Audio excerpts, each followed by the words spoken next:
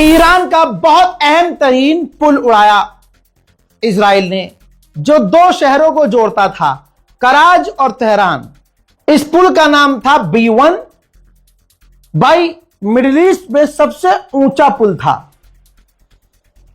उसकी तस्वीर भी आ गई है, किस तरह से उड़ाया गया देखिए।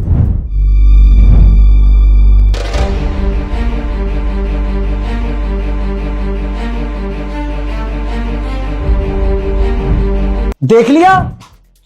अब आपको पता है ईरान जो जो अब तक बोला है ईरान ने वो किया है। ईरान ने तमाम अरब के लिए धमकी जारी कर दी कि तुमने हमारा पुल उड़ाया, ठीक है।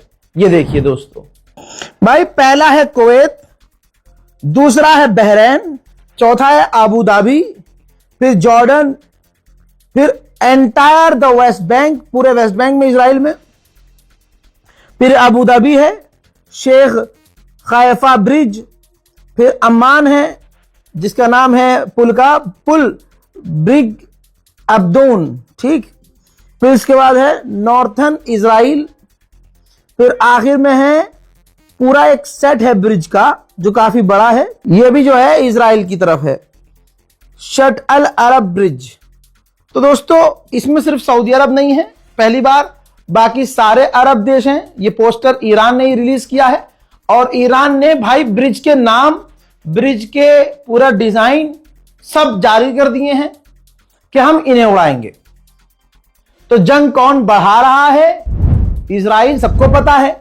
डोनाल्ड ट्रंप जंग घटाने की बात कर रहा, कोशिश कर रहा है, लेकिन एक्सपर्ट पहले ही बोल के गया था, जो अमेरिका का टेरर काउंटर का हेड था, याद होगा आपको, उसने कहा था जब भी कहीं डील होना शुरू होती है इजराइल डील खराब करता है। दोस्तों एक बार फिर से बहरीन के अंदर अमेज़न क्लाउड डेटा सेंटर जो है, बता दूं ईरान ने फिर कहा है कि हमने दोबारा वहां हमले किए हैं, क्योंकि हमारे सिविलियंस पे हमले किए जा रहे हैं। इसके अलावा आपको बता दूं कि इतना तगड़ा हमला है कि मिडिल ईस्ट में, बल्कि सीधा बोलता हूं बहरीन में, मेरा खुद का एक जानकार है जो अमेज़न से ही जुड़ी हुई कंपनी में काम करता है, मतलब ऐसी कंपनी में काम करता है जहां अमेज़न की डेटा सर्विस प्रोवाइड की जाती है, ठीक।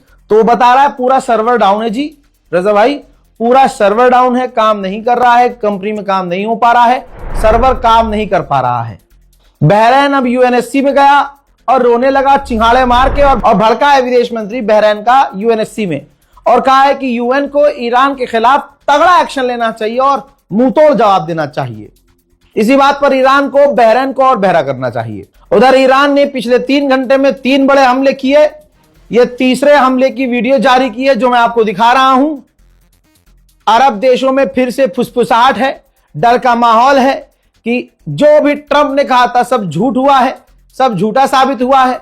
ईरान की मिसाइल पावर अभी भी उतनी है और अब तो हमारे इलाके के ब्रिज को भी उड़ाने की बातें ईरान ने कह दी हैं। फिनलैंड के राष्ट्रपति आखिरकार लाइन पे आए, जो कभी ईरान से बात नहीं करता था।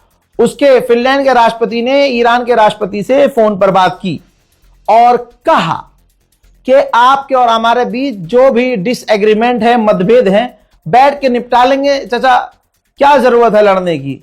स्ट्रेट ऑफ हॉर्मुज खोल दीजिए और जंग बंदी की कोशिश कीजिए। अमेरिका और इजराइल के लड़ने का तरीका यही है, जब वो पूरी दुनिया के सामने हारने लगते हैं तो सिविलियन पर, कॉलेज पर, मेडिकल साइट पर, हॉस्पिटल्स पर, ठीक है, बच्चों पर हमला शुरू कर देते हैं। ये देखिए करमनशाह में ईरान के एक डेंटल इंस्टीट्यूट था, ठीक है, वहां पर डेंटल इंस्टीट्यूट पर करमनशाह में इजराइल ने ताबड़तोड़ हमले किए। भाई मामला बहुत बिगड़ गया है। ईरान के एयरोस्पेस के चीफ ने शेयर किया है और कहा है कि, पूछा है कि क्या तुमने अपने कब्र का पत्थर तैयार कर लिया है? जरा देख रहे हो अमेरिका का जो एयरबेस है सऊदी अरब में, अल खर्ज तबाह है, क्या तुमने देखा नहीं है? ब्रिटेन इन सब में दादा बन रहा है शुरू से, और ब्रिटेन सामने से कहता है कि हम ईरान के खिलाफ जंग में नहीं उतरेंगे, लेकिन पीछे से पूरी ताकत से जंग में उतरा हुआ है। यह बात ईरान जितनी जल्दी समझ ले उसके लिए बेहतर रहेगा। अब ब्रिटेन ने कहा है कि हम 40 देशों से बात कर रहे हैं, स्ट्रेट ऑफ हॉर्मूज खुलवाने के लिए, और स्ट्रेट ऑफ हॉर्मूज खुलवाने के लिए हम एक्शन लेंगे। अमेरिका इजराइल के एक्शन के आगे तुम पेशाब भी नहीं हो। ईरान इंशाल्लाह तुम्हारा भी सामना कर लेगा। देखिए, जो स्ट्रेट ऑफ हॉर्मूज है उस पर हक है ओमान का और ईरान का, उन्हीं के अंडर आता है, वो आजू बाजू के वही हैं। उस तरफ ओमान है, इस तरफ ईरान है। तो ईरान ने कहा है कि ओमान के साथ हम बातचीत करके एक ड्राफ्ट, एक कानून बना रहे हैं स्ट्रेट ऑफ हॉर्मूज चलाने का, और हम दोनों ही चलाएंगे। सोचिए, ये तो ओमान पे भी हमला कर रहा था ना ईरान, लेकिन जहां हक की बात आती है ईरान हक नहीं मार रहा। चाहे तो ईरान ओमान का हक मार लेता कि नहीं भाई तूने राज कर लिया बहुत, आज से हमारा है। लेकिन भाई जैसे हिंदुस्तान में बहुत बड़े कंटेंट क्रिएटर हैं, उन्होंने जो हक मारा है मुस्तफाबाद वालों ने, क्या ही कहूं उनका भाई, क्या ही कहूं उनका भाई। यहां तो जंग के बीच ईरान कह रहा है नहीं भाई हक नहीं मारेंगे, ओमान और हम मिलकर कानून बनाएंगे, और बराबर कानून बना रहे हैं दोनों भाई मिलके।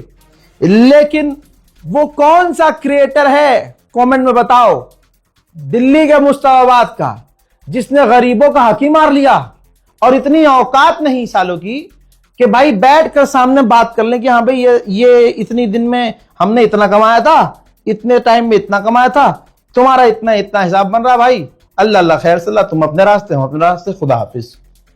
आगे बढ़ते हैं। अच्छा, अर्जेंटीना हमेशा से इजराइल की गुलामी, अमेरिका गुलामी करता है। अब अर्जेंटीना ने बिना बात के, मतलब क्यों दिखाना है ना अमेरिका के साथ है हम, तो अर्जेंटीना ने ईरान के एम्बेसडर को अपने मुल्क से निकाल दिया है। अब ईरान के अंदर इतनी गैरत होनी चाहिए कि ईरान भी पूरी तरह से तमाम रिश्ते अर्जेंटीना से तोड़ दे हमेशा के लिए, और अर्जेंटीना का कोई जहाज और अर्जेंटीना का कोई भी साथियों का जहाज, उसके जो करीबी हैं, उनका कोई जहाज स्ट्रेट ऑफ हॉर्मूज से नहीं जाना चाहिए। डोनाल्ड ट्रंप की लोलो पच्ची से अब बकैती से कुछ चल नहीं रहा है। ये देखिए, अमेरिका की स्टॉक मार्केट धड़ल्ले से नीचे है।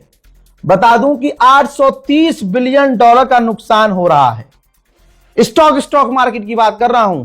कोई ऐसी कंपनी नहीं है जो फायदे में चल रही हो। अगर कुछ घंटे के लिए कोई कंपनी फायदे में जाती है तो अगले ही घंटे के अंदर वो डबल घाटे में चली जाती है। बगदाद इराक के अंदर ईरान ने भाई इनाम रख दिया है, ये देख लो, पोस्टर जारी कर दिया है कि इराक के अंदर बगदाद में कोई भी अगर हमें ये जानकारी दे दे कि कौन सा इंसान, कौन सा ग्रुप हमारे एयरबेस पर और हमारे सैन्य बेस पर हमला कर रहा है, उसे इनाम दिया जाएगा। हजरात, इनाम तो ईरान के टॉप लीडरों पर भी रखा गया था, आज तक किसी ने वो इनाम वाला काम किया ही नहीं। बगदाद इराक के लोग और पक्के होते हैं भाई, वफादार, वो घंटा दे रहे हैं इन्हें जानकारी। उधर तेल के दाम $112 प्रति बैरल पहुंच चुका है, और डोनाल्ड ट्रंप गुलाबी सूअर ने कहा था कि नहीं ऐसा नहीं होगा। और मुझे एक चीज और लग रही है, जो पुल उड़ाया है, एक शहर को दूसरे शहर से काटा है, यह एक्टिविटी तभी की जाती है जब ईरान या किसी देश पर जमीनी घुसपैठ करनी होती है, तो शहरों को दूसरे शहर से काट दिया जाता है। ईरान को अलर्ट होने की जरूरत है। उधर ईरान ने किया है कंफर्म कि जॉर्डन में अमेरिकी बेस पर हमले किए हैं हमने, जहां अमेरिका के फाइटर जेट भी खड़े थे। कुवैत ने माना है कि हमने कई सारी ईरान की मिसाइल और ड्रोन को रोका है। अभी ईरान ने कल ही बताया था कि 32 एक ही झटके में हमने 32 अमेरिकी सैनिकों को मार दिया, क्योंकि वो एक जगह खुफिया जगह पर इकट्ठा थे।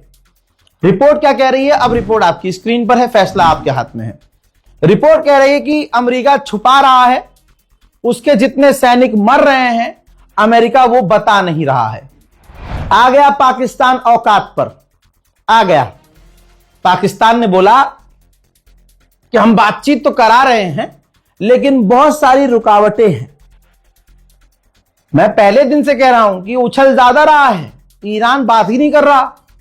ईरान कह रहा है बस मैसेज आ रहे हैं किसी और के थ्रू, हम रिसीव कर रहे हैं और हम आगे कोई बात ही नहीं कर रहे। जीसीसी और G7 ने बात की है और ईरान की निंदा की है कि ये जो स्ट्रेट ऑफ हॉर्मूज बंद किया हुआ है और जो हमले कर रहा है आसपास, बस इसी बात पर ईरान और पक्का हो जाए और बिस्मिल्लाह करता रहे, जारी रखे काम। उधर हिजबुल्लाह के मिसाइल लगातार इजराइल पर गिरी हैं। देखिए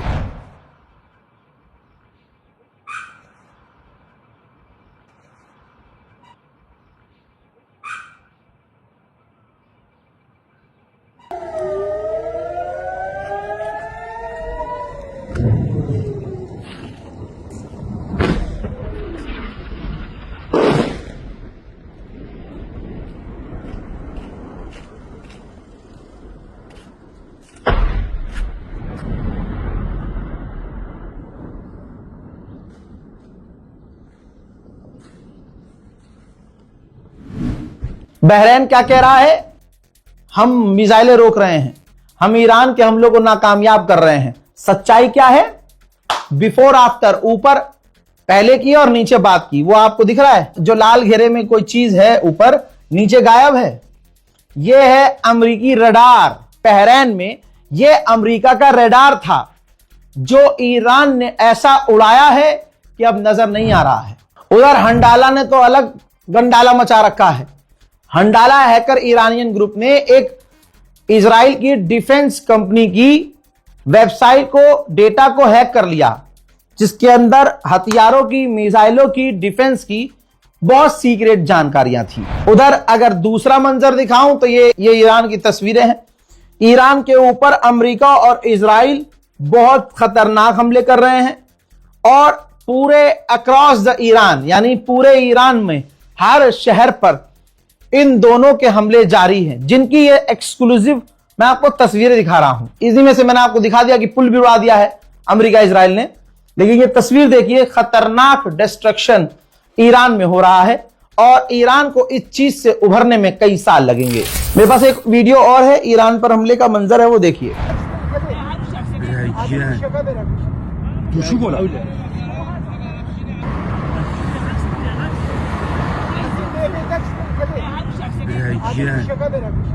डोनाल्ड ट्रंप रिक्वेस्ट करता है अपने कमांडरों से, व्हाइट हाउस से, कि नहीं, पीछे नहीं हटना जी, बड़ी बेइज्जती हो रही है, हमें तो यूरेनियम चाहिए वापस। क्योंकि पीछे से डंडा किसका है? सऊदी अरब के मोहम्मद बिन सलमान का, ठीक है, और नेतन्याहू का।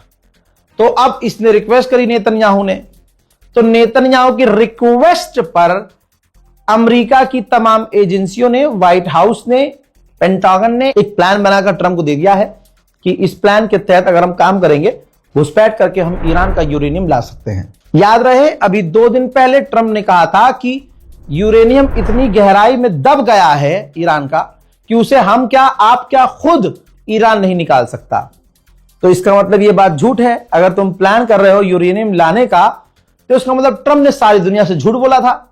यही वजह है कि मतलब कुत्ते का बच्चा भी होगा, वो भी डोनाल्ड ट्रंप की बात सुन के करके चला जाएगा। रिपोर्ट को शेयर कीजिए, दुआओं में याद रखिए। जय हिंद।